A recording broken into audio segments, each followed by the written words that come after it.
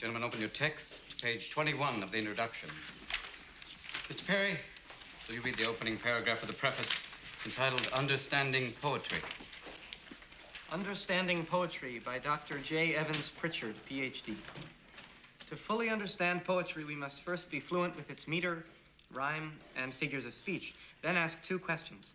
One, how artfully has the objective of the poem been rendered? And two, how important is that objective? Question one rates the poem's perfection. Question two rates its importance. And once these questions have been answered, determining the poem's greatness becomes a relatively simple matter. If the poem's score for perfection is plotted on the horizontal of a graph, and its importance is plotted on the vertical, then calculating the total area of the poem yields the measure of its greatness.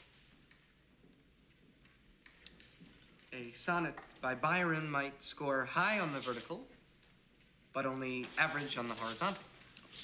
A Shakespearean sonnet, on the other hand, would score high both horizontally and vertically, yielding a massive total area, thereby revealing the poem to be truly great.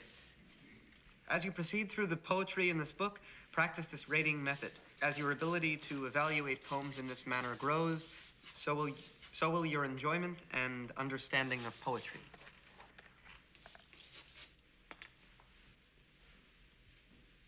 Excrement.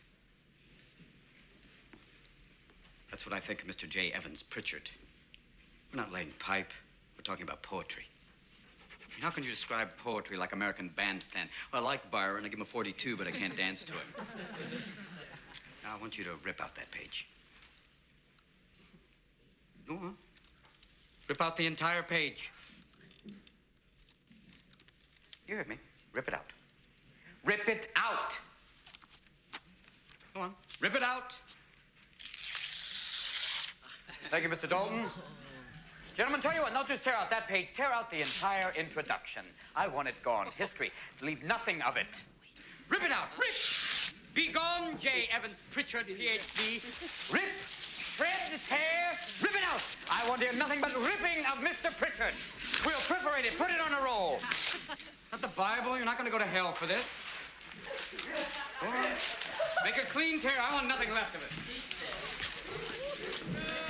Shouldn't be doing this. Rip it out. Rip!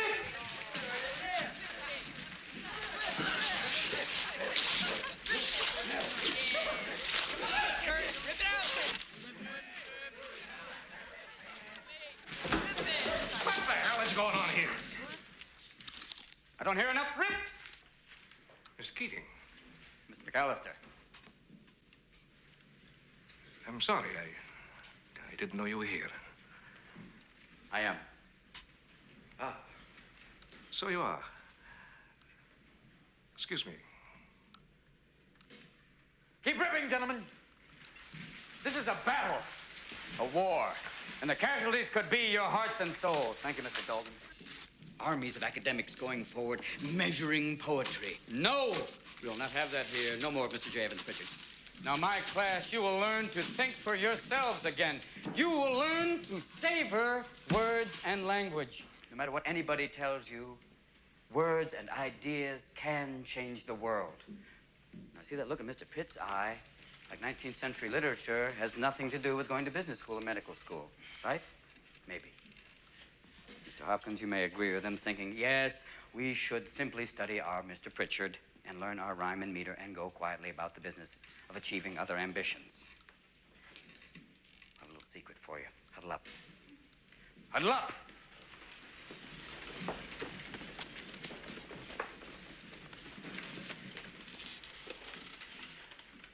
We don't read and write poetry because it's cute. We read and write poetry because we are members of the human race. And the human race is filled with passion.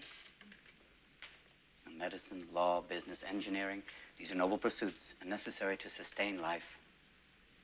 But poetry, beauty, romance, love, these are what we stay alive for. To quote from Whitman, "O me, O life of the questions of these recurring, of the endless trains of the faithless, of cities filled with the foolish, What good amid these, O me, O life?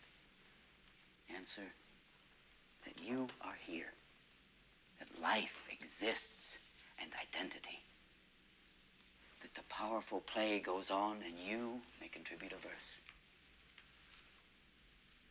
That the powerful play goes on and you may contribute a verse.